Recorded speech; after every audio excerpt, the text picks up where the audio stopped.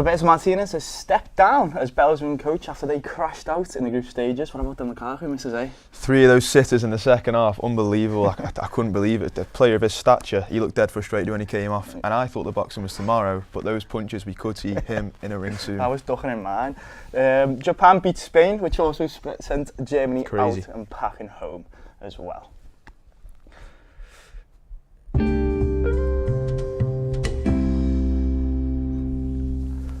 Welcome to World Cup Sera Qatar, a podcast produced and presented by sports journalism students live from our TV studios in Preston. I'm Elliot Thompson, a third-year sports journalism student. And I'm Ollie Walton. In this episode, we're reviewing all of the action from the games yesterday and all the major talking points. We'll also be looking ahead to the final round of group stage games that are coming up later on today. As usual, we're joined in our studio by our punditry team. I'm Jack Goodwin. I'm a third-year sports journalism student. I'm Dan Gallagher, also a third-year sports journalist student.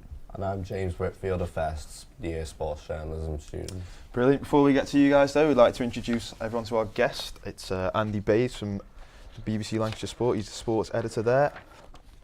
We've got Andy on the line. Andy, cheers for joining us today. My pleasure, guys. Nice to see you. First off, we're going to go over, just mentioned it there before, Japan obviously played against Spain. A lot of controversy in that game. What were your thoughts on the ball, the whole ball situation? Really difficult one, isn't it? It's a mystery why they didn't show the official pictures last night for anyone on the world feed. So anyone watching it anywhere in the world didn't really get a definitive look at it. I was actually listening to the game live on the radio because I was driving home from coaching girls football last night. So I'm hearing about all this controversy. Can't wait to see it. And it was kind of difficult to get a chance to look at it. Now, the angle that I've seen is the angle that the likes of Graham Souness was talking about. And I think that football is out of play. I think that's out. I think if that happens against England, the headlines this morning would be harsh to say the least. But other people on social media have shown that if you put a football down on the ground and video it from very different angles, it can tell us many different things. So is the ball out? I don't know. Yeah.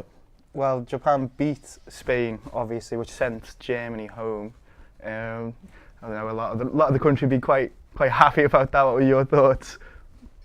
I don't know. I just want England to do well, to be perfectly honest. I know there's a lot of people saying, well, Frank Lampard's goal against Germany in the World Cup many years ago now means that we shouldn't really feel too sorry for them. I don't really particularly go along with that. I think they've been poor.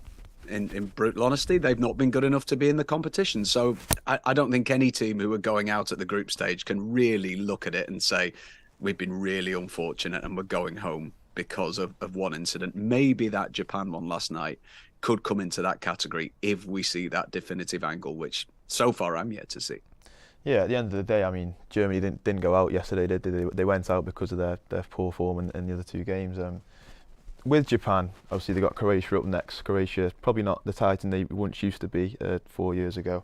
How far do you think Japan can go against Croatia? Can they beat them? Can they go further into the tournament? I think what this World Cup is telling us is that there are emerging nations in the competition, and why can't they? There's no reason why a team might not really surprise us and go a lot further in the competition than we give them credit for. I very much fancied Belgium to go further in the competition. Shows what I know about football, that they're out of the competition already. I thought Germany would do okay as well. I didn't expect Argentina to lose a group game either. So why not? Why not Australia? Why not Japan? Why not other emerging nations to go further in this competition than perhaps we expected them to? Because it has thrown up a number of surprises so far. I'm a little bit disappointed that in 4 years' time, we're not going to have this group stage of 4 teams. We're going to have 3 teams, more nations, probably some much worse nations playing at a World Cup that perhaps don't deserve to be there. But I think these final group games in this World Cup have really brought the competition to life. The early 0-0s didn't impress me at all for obvious reasons. But other than that, since they got to the final group games, they've been great. So many of them have been like knockout games, haven't they?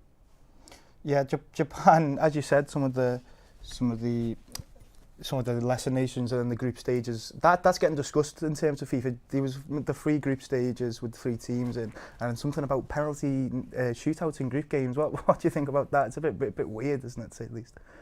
Yeah, it's not for me. I don't know whether they've been watching the Papa John's Trophy talking about taking penalties in group games. It's certainly not for me. That I can understand it to a degree if some teams are playing for a point knowing they'll go through, maybe knowing that if they do play for a point and have to do a shootout and there's a bonus point on offer, maybe I can see it from that perspective. But to me, and maybe I'm a traditionalist, maybe it's because I'm in my mid-40s, that I believe that the World Cup is perfectly fine as it is. Leave it alone. It's perfectly fine as it is. Yeah, we don't need loads more nations in this watering down the quality of it. Yeah, another big story from yesterday was Roberto Martinez. He stepped down, basically. What do you think about that Belgian golden generation fading, basically? Yeah, I expected them to do better. When I look at the sort of average ages of the squad, Kevin De Bruyne is 31, Lukaku's 29, Hazard is 31, Martins is 35. You look at the goalkeeping department, they're all in their 30s. Alderweireld 33, Vertonghen 35, Meunier 34, Axel Witsel's 33. I'm a little bit surprised. I don't think that happens to an England squad, does it? I don't think we allow as an England squad such an aging squad of players with more than 100 caps for their country to all be involved in the same competition. It does make you wonder what is behind this quality that Belgium have had in this generation. Is there as much quality coming through for Belgium as they've had before? It'll take some doing because, let's get it right. Courtois is a brilliant goalkeeper. And all the names I've just mentioned already, they've been great players. But when was their best years, apart from Kevin De Bruyne, who I would actually say is still one of the greatest players in world football? I saw a brilliant stat about him yesterday, guys, that I thought I'd mention to you. When Belgium played Morocco, he lost the ball 27 times in the game. Now, that record of losing the ball in a game is 28. And that was also set by Kevin De Bruyne 4 years ago. So are we seeing the Kevin De Bruyne of Manchester City at World Cups? Perhaps not. But I think you can go back over the years and probably find that some of the most elite players at club level never really went on and did it at international level. Although 25 goals in 97 games for a midfielder ain't bad, don't get me wrong. But has he produced in this competition what we see on a regular basis for City? You'd have to say no. It was man of the match, wasn't he, against Canada? And the interview with him afterwards, he was embarrassed to have won it because he actually thought he was poor in the game, and so did I. And to win the man of the match was bizarre, to say the least. Yeah, it could be a case of trying a little bit too hard with De Bruyne. I think sometimes for Belgium, he's trying to take on that mantle of being the main man. Moving away from the football players for a second, we actually saw a bit of history. Stephanie Frappart, first woman referee to referee a men's World Cup game. Just how big is that for women referees and women in the sport in general? And do you think we're going to see that in the Premier League soon?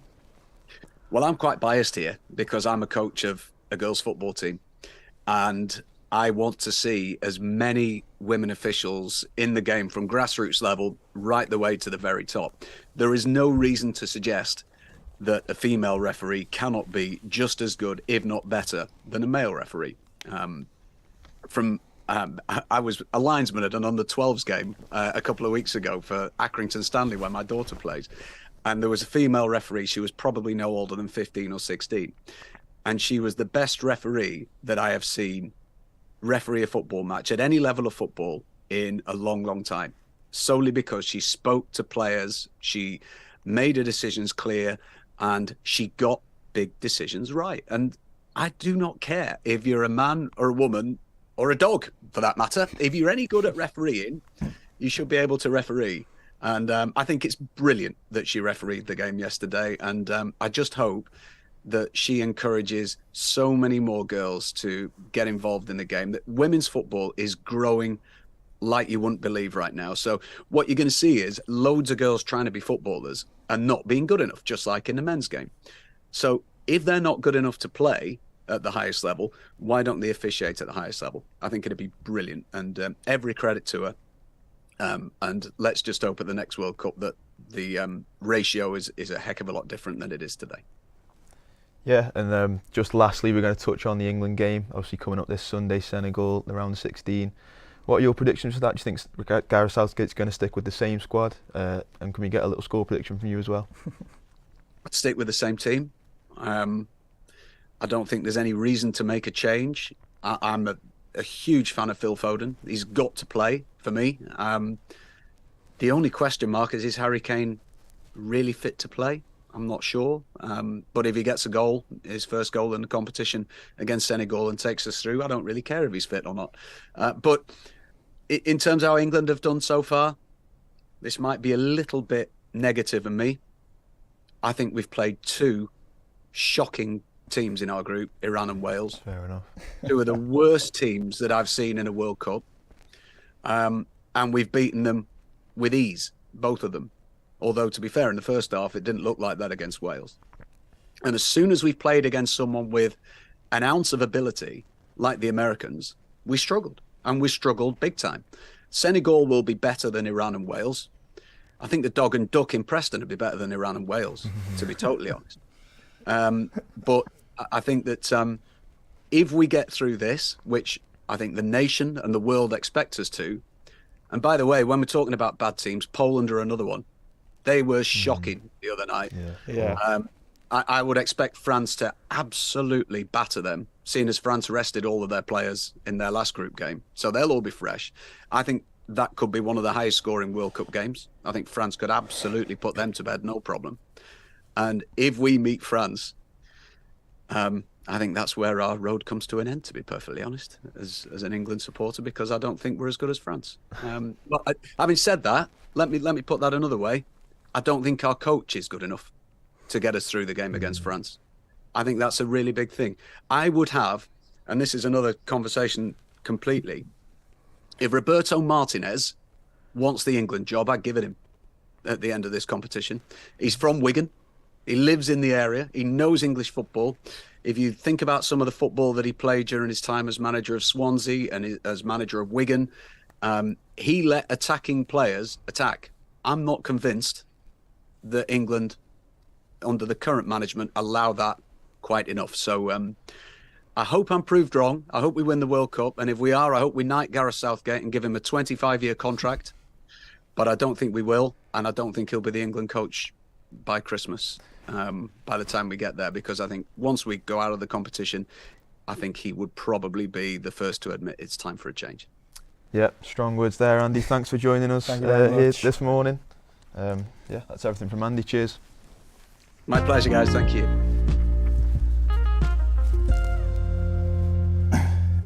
So before we get looking towards today's games, we'll look at yesterday's action. Obviously, Morocco beat Canada 2-1 to finish top of their group.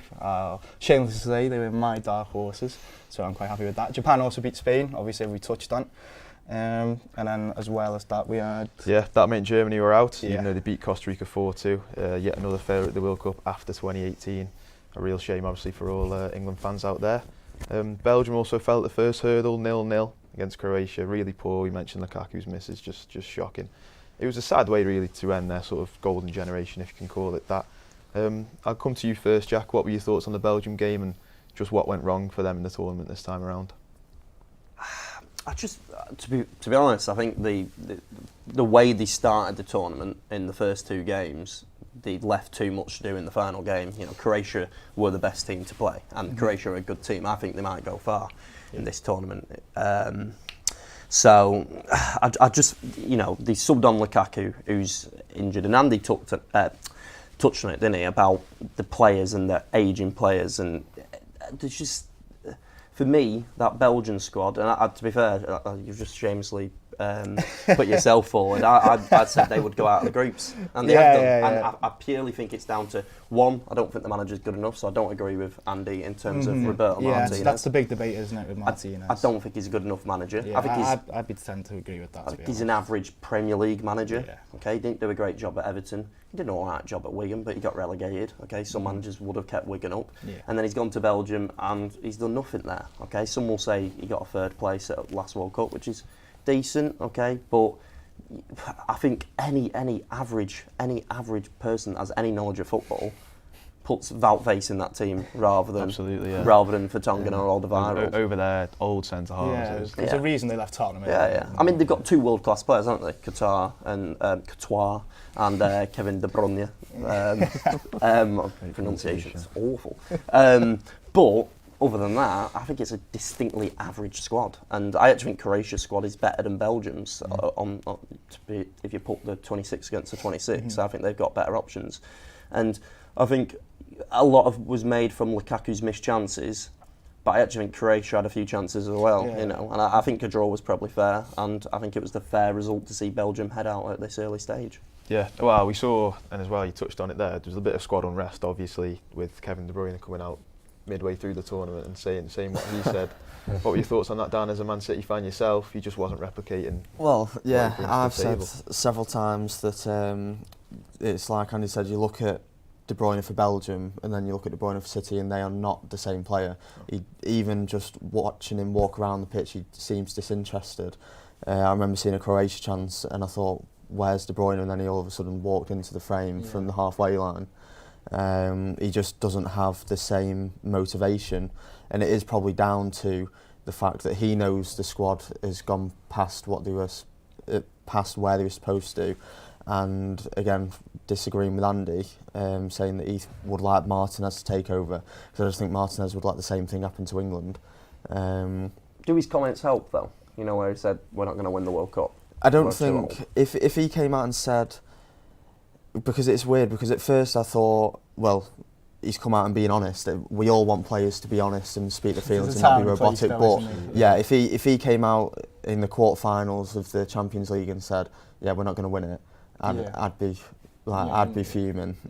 So I do understand the uproar about it, but then I also don't understand Vertonghen coming out and publicly talking about the dispute, saying what his captain has said to him, saying that he's too slow and he's just not all there anymore. But then Martinez still starts Vertonghen in the final game, but drops Hazard. I suppose that's a statement in itself. Yeah. And I think we said it when we were watching the game last night, the fact that Martinez only saw fit to bring Hazard on with 4 minutes left of normal time. Just insulting to him. It's the same thing. Should he play though? Ronaldo thing. I don't think he should. He doesn't play for his club team. No, but so I think why should Trossard play over? If you're going to leave him out, then to bring him on at the end is sort of saying this is all you're good enough for. My argument a player was of his sort of legacy. It's the legacy's dwindling though, isn't it? It certainly is. Yeah. Now. My argument was to win games. Martinez doesn't just decide that Hazard isn't good enough because he started him in the first 2 games. So he's then starting him, and then all of a sudden he's only good enough for 4 minutes. He can't make his own mind up, basically. Yeah. And it is just obvious that, I mean, people have come out and said that he is choosing favourites, and you can tell. Like Doku, why he's not played more, I don't know. He was literally Belgium's best player yesterday. And I'm not even going to get started on Lukaku because everyone knows just... But is that a big issue though? He's just drafted him in. He's not really played for Inter. It's 45 minutes of his. I think it's because he's seen as one of their influential figures, and I don't know if everyone saw, but there was a photo of Belgium's team having a team huddle before the game. It was like a show of solidarity, and then Lukaku was in the middle, so sort of doing an inspirational speech, if you will. But then he does that. He has. Actions speak louder than words. You can't do that speech and then come out and perform the way you did. It didn't really go too well, did it? No, he missed 4 big chances and only made 5 accurate passes. It's generally one of the worst performances I've seen in the World Cup anyway. No, I'll be very interested to see what happens. To be honest, obviously we've got the Euros in just little 18 months time now, so it'll be very interesting what Man do get in and stuff. Germany, obviously another team, we saw crash out, and again, disappointing lack of creativity. There wasn't much there at all. Flick, he'd done domestic travel with Bayern Munich. There's going to be massive pressure on him now. Would you agree with that, James? Yeah, I felt like the tournament got off to such a bad start, losing to Japan. It was obviously a good comeback, and I think it's more Japan's success in terms of Ritzy Douan coming off the bench against Germany, winning it against Germany as well. And then they couldn't get the win against Spain, and that created a massive uphill battle for Costa Rica. And there was a time where both Germany and Spain were going to be knocked out. Yeah. And I thought that Germany in the end did their job, but Spain lost, and you can't be relying on other teams, especially when there's only 3 games. And Andy previously spoke about the World Cup tournament changing, but I feel like as a whole, you need to get more than 1 win in the group stage if you want to go through.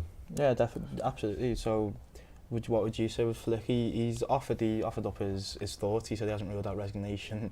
That's a big deal to say it's his first major tournament. Coming into the tournament, you'd have said the 2 best managers were in that group, Hansi Flick and Luis Enrique. Yeah, 2 Champions League winning managers, top level managers. He was under Joachim Low at previous World Cups and international tournaments. I think they've got to stick by him. I think they have to stick by him, unless Jurgen Klopp is miraculously through, which you won't want. Then as it goes, no one wants. They've got the next tournament, haven't they? The host of the next tournament, so they'll be going into that as favourites. And to be fair, I think Germany played all right. You know, they were good against Costa Rica last night. I know they conceded a couple, which you know, and when Spain have beaten them 7-0. But I thought against Japan they were pretty good, and Japan just scored. Japan scored only 2 of their chances. You know, they only had 2 or 3 chances. Germany had loads, but you know, last night they hit the post multiple times. I thought against Spain they were deserving of the points. So it's a tough one because international football, you're judging him on 3 games of the international tournament and 6 games of the Nations League beforehand. But I think you've got to stick by him. Just quickly following on from what you said about how they obviously created a lot of XG, expected goals, and he's come out and said, obviously he said he's not ruled out resigning, but he's also said that they need to focus on developing number 9s, but then he left Fulkrug on the bench for the majority of the tournament. He was really good when he came on. Yeah, so I think as much as I like Flick and I think they should stick by him, I think it's very hypocritical for him to come out and make that comment after leaving the 1 number 9 he had on the bench. Yeah, we'll touch a little bit, and we're running out of time a little bit, but we'll touch on Japan and Morocco, obviously 2 sort of lesser nations, if you will, getting through the groups. Brilliant achievement. James, how do you think fans of both them teams will feel going into the round 16? Well, I think they'll be really optimistic. I think both sides are turning up a new page in terms of a golden generation. With Morocco, Hakimi's obviously the star man, but I want to touch on El Nassiri, the Sevilla striker. He hasn't scored yet in the Liga, but he's got his World Cup campaign started, and I feel like he's that pinnacle 9 for an underdog team that Morocco needs. And when you're playing Spain, you're not going to have many chances, but I feel like he will take chances that come to him. Yeah, well, I think with any sort of underdog team, you need that player that's going to score your goals, because you can have all the sort of players around him in the world, but you need someone who's going to put the ball in the back of the net. Japan, Jack, what do you think of them? They look good. They look pretty good. I mean, but great analysis there. For me, I have zero idea how they've lost against Costa Rica after watching them in their 2 games against Germany and Spain. 10 o'clock in the morning game and watching that and thinking, oh my goodness me. But I was watching that game and I was thinking, Japan concede this goal because you'd rather play Morocco over Croatia. I know Morocco have gone on to win the group, so you know technically they're the better side. But Croatia are they're going to be a tougher game to play, and I just thought Japan, you know, in that last 5 minutes, I thought if they concede here, then they'll be all right. Although they wouldn't be, because then Germany would have been free. Do you think there was a little case of Spain maybe not going for Yeah, no, I think so. I was in the pub last night with one of my mates who's German, and we had the game on the phone because the big screen had Germany on for some reason. And we were all just watching the game thinking, they're not really going for it. It was like, what was it, in 1982 or something? Was it Germany, Austria, or something like that, where they kind of agreed to draw the game? Yeah, and I was kind of just sat there thinking, same things happening. If only Costa Rica did the job. No, that's true. Well, as much as I'd like to go on about that, there's a big game, and it's a massive game today. It's World Cup heritage happening in front of us. We've got Uruguay, Ghana, 2010. Wow, the Suarez handball. Montari's absolutely won the goal, and the game still plays in the Ghanaian Premier League. By the way, wow. We all want a bit of a Suarez moment, don't we? Or do we want a Ghana justice, even though they got the penalty and the red card? I want South Korea to go through. I'm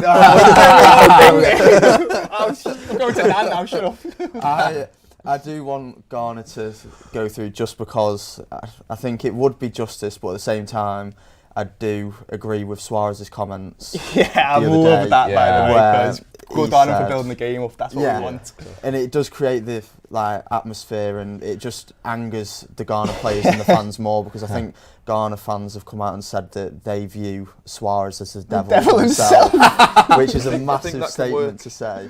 In Ghana's favour a little bit though, because they'll be really up for it now. Yeah, I think you see when teams are really riled up and they want to go into the game just on, it depends. If you put too much emotion in, it can sometimes backfire. Too much emotion before tactics and stuff. Do you think Dan thinks it'll help Ghana? But do you agree with that? Do you think will help Uruguay? The fact that they're calling him the devil himself. It's a ridiculous comment to make, isn't it? I don't know. To be fair, I feel like you get a lot of talk before these sort of games, and then you see the most boring 45 minutes. Well, Uruguay have produced that. They've been awful, haven't they? Yeah, they've been absolutely shocking. A lot of people have said Uruguay have got this outstanding team, and it's going to be such a shock if they go out. I think looking at the 11s, I really don't think Ghana are any worse than Uruguay. I know Uruguay got Darwin Núñez, but I think Ghana have got some. I think they've got a really good balanced 11. I think they've got decent players everywhere. They're not afraid to attack. They're not afraid to go for the win. And you know, I know I was joking before about South Korea, but I think I could see it being a real tight game. And I think Portugal are going to rest. Yeah, and I think South Korea have looked really good. I think they've looked brilliant against Ghana. So I think they've got every chance of making it through. Well, I actually hope Mohamed Kudus does a job for Ghana for my fantasy team. I think you want to add there, Dan? I was just going to say, back to what you said about people expecting more from Uruguay.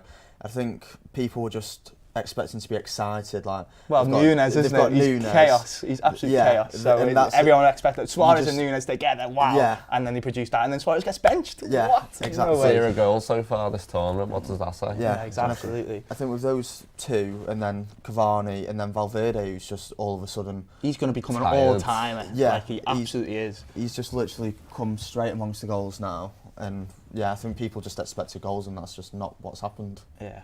A little rundown of what needs to happen. South Korea versus Portugal. Korea have got a win to go through. Cameroon against Brazil. Cameroon need to win and hope Switzerland lose against Serbia. And Serbia versus Switzerland in Group G is just a straight shootout. That whoever wins that goes through. So that should be really interesting. Should be fun. A bit of animosity between the two nations as well. So. Yeah, there is absolutely. You're going to be watching that one then, or? I watch every single one. What, laptop, TV, phone? Miss it, yeah. Wherever I am. Last night at football, I was at 7-aside for first half. I put phone up on behind the goal, so we won 5-0. Sure, your teammates buzzing. Did you score? Or? I'm a goalkeeper, so I remember Alisson, he done that. Come on, now up your game, please. The Brazil are going to rest players. Do you think Cameroon have got a genuine chance? They have surprised me.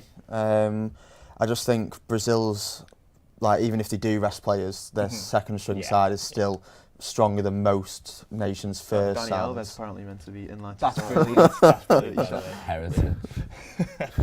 Yeah. So, but Korea, that should be fun. We're looking forward to it, aren't we? Yeah. Absolutely. Of course, yeah. Hopefully Jerry lets us watch it at 3 o'clock. We'll move on to Sunday. Obviously, I'm sure we're all aware. England versus Senegal, round 16 game later on in the day. We heard Andy there saying that he'd want Roberto Martinez if Gareth Southgate wasn't the manager. What do you think Southgate's going to do on Sunday? Do you think he's going to stay the same? He's just going to let the players play, because I don't have much belief in his tactical competence, to be honest. So, I think we've looked pretty strong so far, and I think he's done a good job on the whole for England, hasn't he? Yeah, you can't deny that. But you've got Roberto Martinez that apparently Andy wants. I think you've got Poch sat there in a BBC studio, you know, saying a few words. Get him in the dugout. You know, give credit to Gareth Southgate for what he's done, and I think we could go far in this tournament. I think we've looked like one of the stronger sides, but against Senegal, no, I think it's a similar game to the USA one. I know we didn't do too well in that one, did we? But I think when the ante's on, and we're in the last 16, I think we should take the game to them. Can I push you for a prediction? 3-1. England, obviously. Prediction? 3-0. Prediction? 2-0. 2-0, nice. Really? Yourself? 0-0. England to go through 1-0 in extra time. I'll go 1-1, Senegal pens. Senegal. Difficult. Anyway, shut up, because that is it for today. Thanks to our wonderful pundits, Dan, Jack and James, as well as our special guest, Andy, and of course you listening along at home. This podcast was produced and presented by sports journalism students at the University of Central Lancashire in Preston. If you liked it, you can follow us on Spotify and YouTube. Make sure you share it with your friends. Thanks for listening. We'll be back on Monday, not tomorrow, on Monday, at the same time reviewing the small matter of that England game we just mentioned and looking ahead to that day's games. Cheers.